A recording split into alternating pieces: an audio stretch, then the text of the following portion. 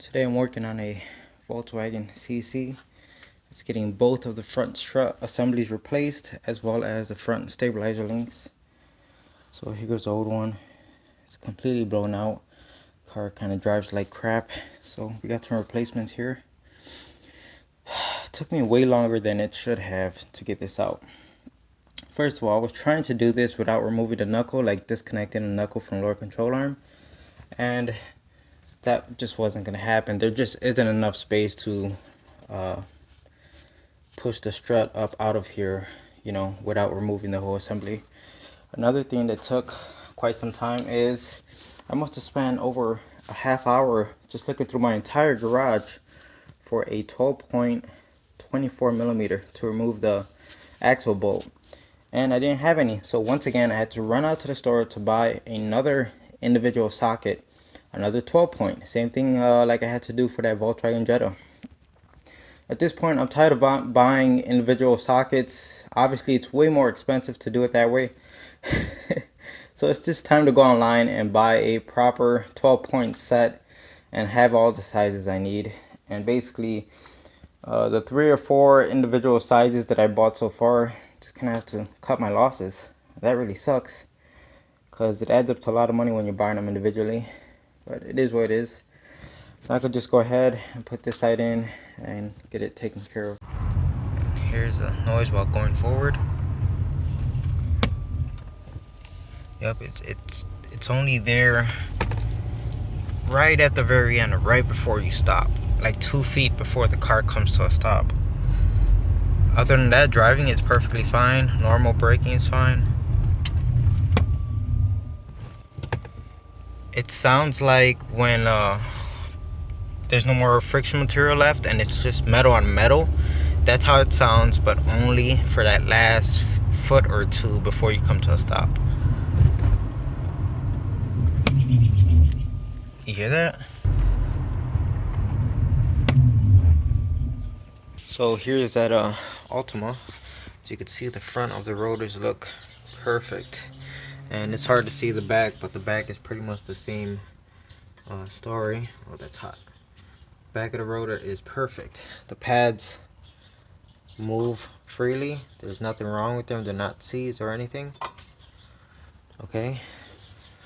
Looking at the clip down there, you can see it's not touching the rotor. Looking up here, again, not touching the rotor.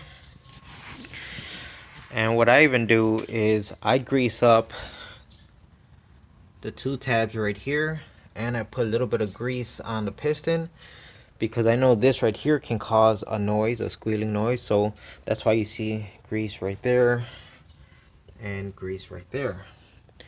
Everything is perfect. Slide pins greased up and clean like always, and they move just how they should. There's absolutely nothing wrong here. The pads move perfectly freely. Look at that. Oh, that's freaking hot. Yeah, I don't know what is causing this stupid noise. You know, it drives me crazy on these freaking Altimas. The only thing I can think of is I'm gonna take out the pads, clean the hardware, get some of the dirt off of it, and instead of putting grease right here, I'm gonna use that CRC silicone. Alright, so I guess this Nissan is not fixed. Under hard braking, it feels like, or sounds like a car that has no more friction material left on the brake pads, where it's just metal on metal. That's what it sounds like when you push the brakes hard while you're coming to a stop. I mean, like normal braking, it's fine. But if you get on it hard at a stop sign, it just doesn't. And I've been putting it through its paces so much that I'm starting to get motion sickness in this car. I'm starting to feel like I gotta throw up because I've been braking so hard.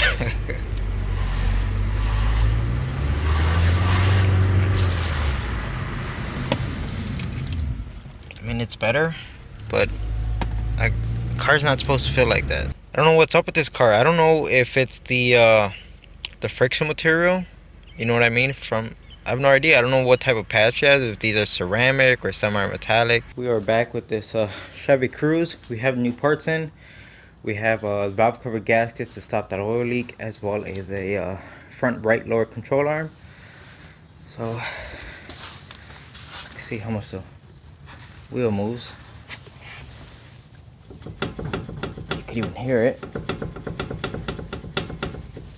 So let's go ahead, tear into it and start getting these parts changed. This is crazy, you know, because every day I get up, since I work from home, I'm used to seeing like nobody's car parked outside because normally everyone's at work, right? But now, since we're all on a quarantine, everyone's car is parked out front, yet there aren't really people around, and it's freaking weird whenever I step outside. I feel like I'm in that movie, what's it called? The Happening?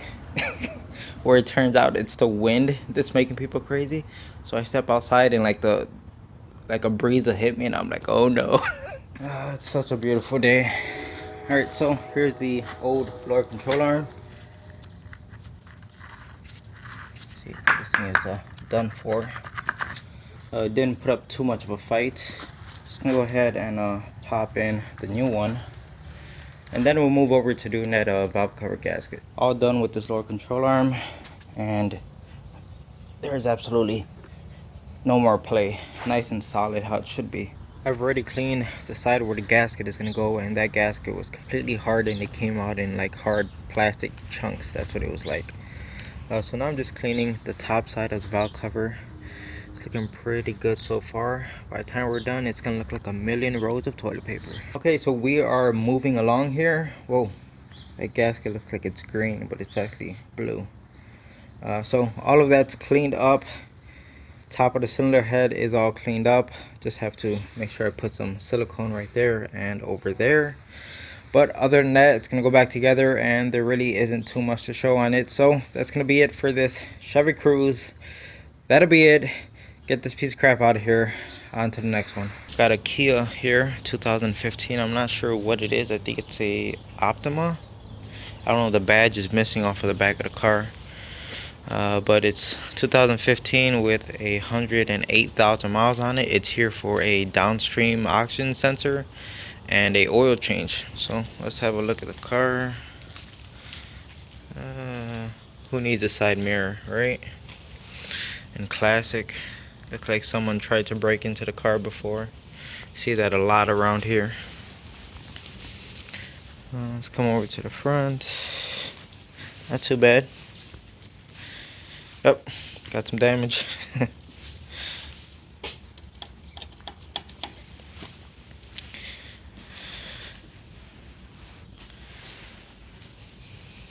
It's I don't know, I've always liked these cars ever since like this body style release. Whoa, what's going on here? All right. Oh crap. Oh, it's not even secure. It's just let's look inside of here. Wow, that was a pretty hard hit. That sucks.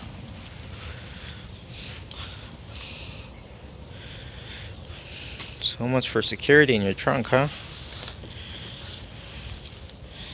Well, let's get the work done. Here's the code that's on this Kia. There's 5 of them, but they're pretty much all the same code. So we have a heater control circuit high, bank 1, sensor 2.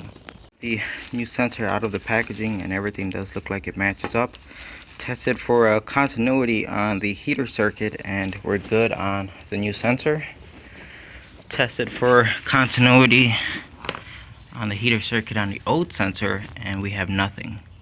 So we do have a open in the heater circuit, and I'll show you guys once I get the sensor off the car, but let me go ahead and get it off first. Okay, so I probably got about an hour invested trying to get that sensor off. You can see it down there, and I just went ahead and cut the wire off because I didn't want to take a chance of stripping it with one of these. So I put a regular 22mm socket on it, but that thing would not budge even with my 1/2-inch breaker bar and a cheater pipe on top of the breaker bar. It's not budging. I tried heating up the manifold with the torch. I tried running the engine. So maybe get the manifold to heat up by itself. Does not make a difference. So at this point, I'm just gonna keep putting in the good fight. Hopefully I could get it out. Okay, so I finally broke it free. Jesus Christ. I was starting to wonder if Eric the car guy was here, because I was starting to think that this thing was welded in. Okay, so I got it to maybe turn like half a turn, and then it would get jammed up. And you know, just start working it back and forth. And this is when I applied penetrating fluid, and all of a sudden it started to turn a little bit easier, started to come out. I still don't have it out, but it's on its way. And this is what I mean when things don't want to come off, and people are like, I mean, like, it won't come off, like it hasn't budged just at all, and people are like, use penetrating fluid. When it's that seized and it hasn't moved at all, that penetrating fluid is not going to get into the threads.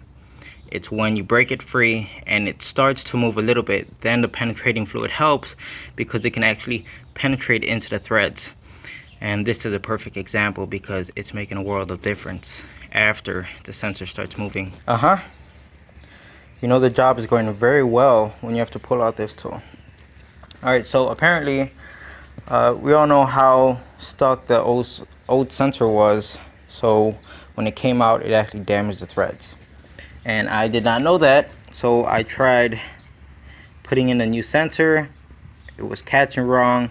It ends up destroying, not destroying, but it ends up throwing the threads off of the new sensor a little bit off. So pulled out the kit, and thankfully I had the correct size here to go ahead and fix them, and they're all set. It now goes in and out without a problem, so I'm not worried about the new sensor anymore. And now it's just a matter of getting this tab way down there to fix the threads. America. America.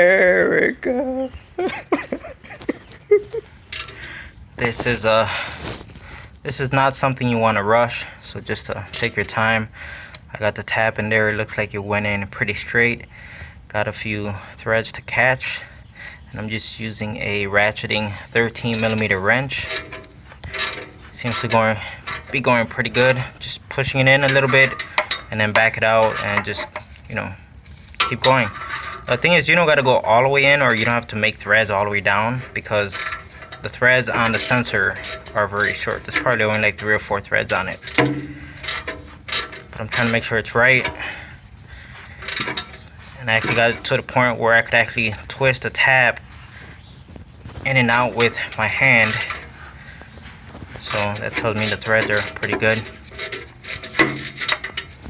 Let's see if I could get this out. Yeah, you see, I can spin it with my hand. And then, like I said earlier, I already cleaned up the O2 sensor.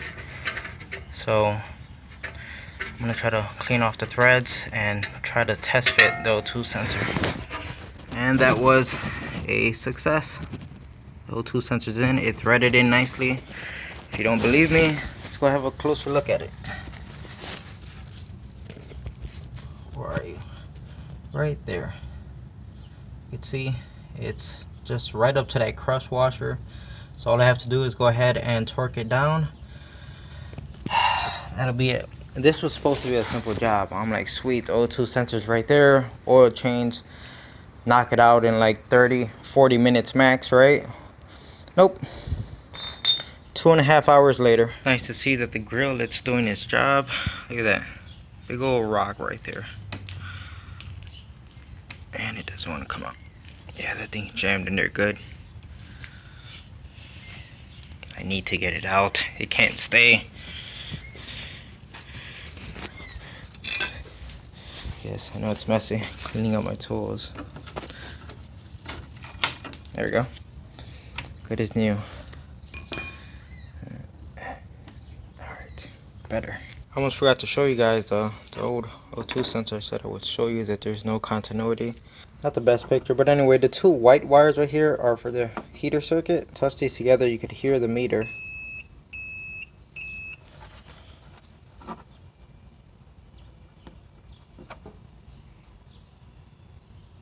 And there you go, making contact, and absolutely no beeping sound.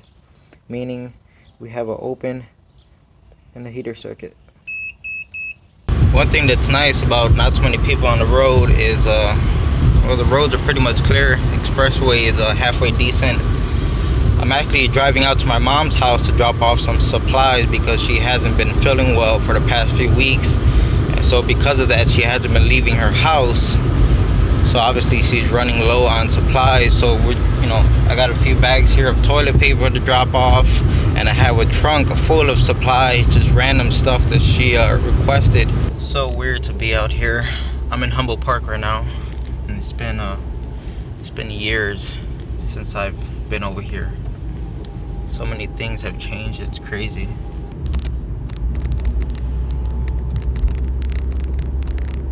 Got this Mitsubishi Outlander here. It's back now. You can see I got the prop rod holding open the hatch. So it's here now to get the hatch struts or lift support replaced. So that'll be nice to be able to, you know, have the gate hold itself open. And also we're gonna get front stabilizer links and bushings. Nice and smooth. Yeah, right. So I took out the sway bar bushings, get the new one to go to put them on. Find out it's the wrong part. The new sway bar bushings are way too large of a diameter. They don't fit the sway bar in this car. So I had no choice but to put the old bushings back on the car because everything's closed. It's only 7 p.m. but everything is closed because of the virus. Okay. So we're gonna have to just get the correct bushings some other time and put them on. Another complaint is, she said, what did she say? The battery light would randomly come on, and just the other day she said it started up fine in the morning. She parked it, got back in the car, all of a sudden it wouldn't start at all. She said no lights, nothing came on. So she wants me to look at it, see what's going on. Well, let's give it a quick look over. Here's the positive terminal, nice and tight. Negative terminal, womp womp womp. If I want to disconnect this right now, I could easily just pull it up. I don't want to disconnect it, but I can if I wanted to. Look at that, it's coming up already. So that's why, well, I don't know if that's why, but I'm just gonna assume this is why her alternator or her battery light randomly turns on, and why she had a no crank situation. So I'm gonna go and try to tighten that up, and that should be it for this Outlander.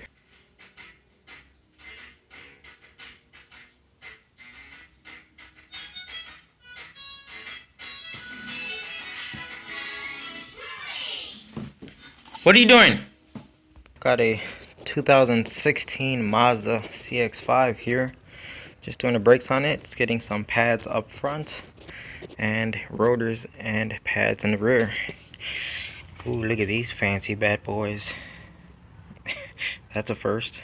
On the back side here we have some fancy rotors and some more fancy brake pads.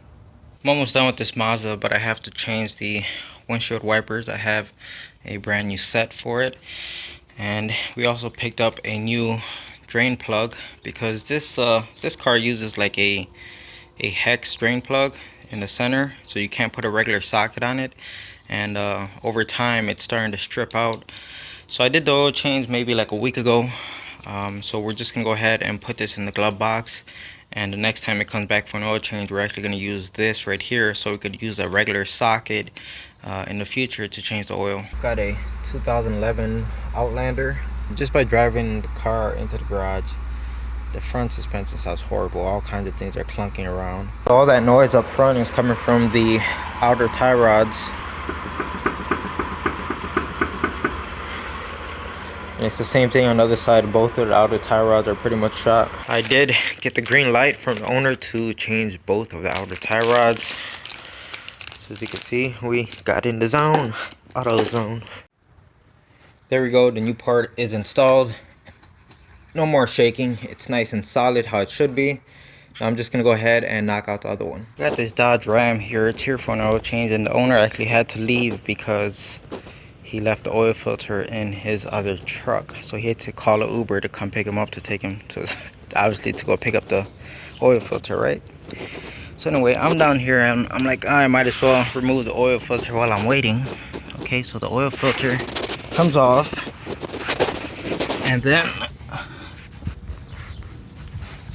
this fell right here. So I'm like, oh, the gasket or the O-ring came off of the filter, like no biggie. And then the filter actually comes down. Look at that, it has an O-ring on it already. The last people who did oil change on this truck was one of those quick oil change places.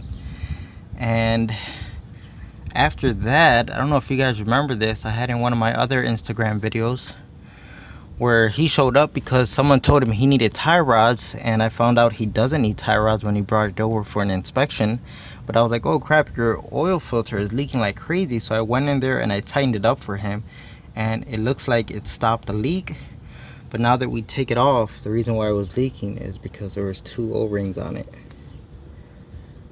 Yep. And you know what, I can't talk too much crap because I've done this before. Okay, it's a simple, honest mistake. If you don't catch it, I've put on an oil filter before with the old O-ring still stuck on the engine like that. But I'll tell you one thing, I made that mistake once and I learned my lesson, and never again will that ever happen to me again. The thing is, these quick oil change places, they do it all day, every day. It's all they do. Okay, and to make a mistake like that, either the guy, it was his first day, which I highly doubt, or just wasn't paying attention. Okay, and this, when I drained the oil out this truck, not a lot of oil came out. And this, you know, this stupid issue that could cause a lot of damage. So just waiting on new oil filter.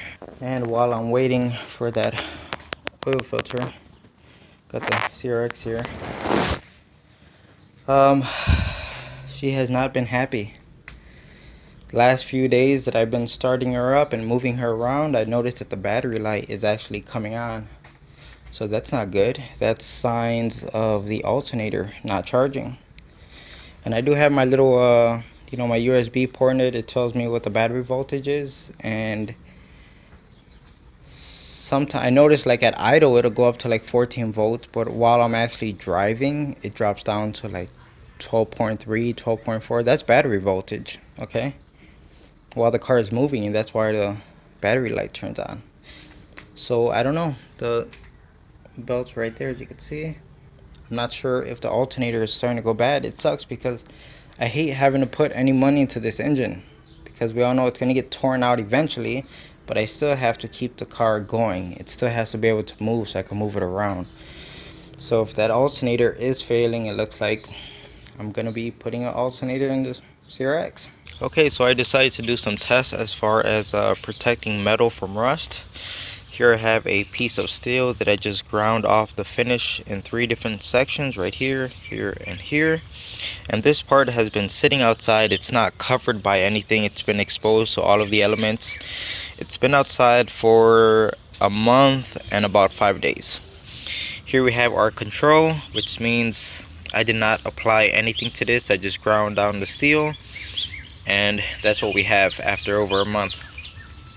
And here we have the FF right there for fluid film, and you can still see it has plenty of fluid film still on it, and eventually this will wash off, but after a month it's still going strong. And you can see the steel underneath it looks like it's in great shape.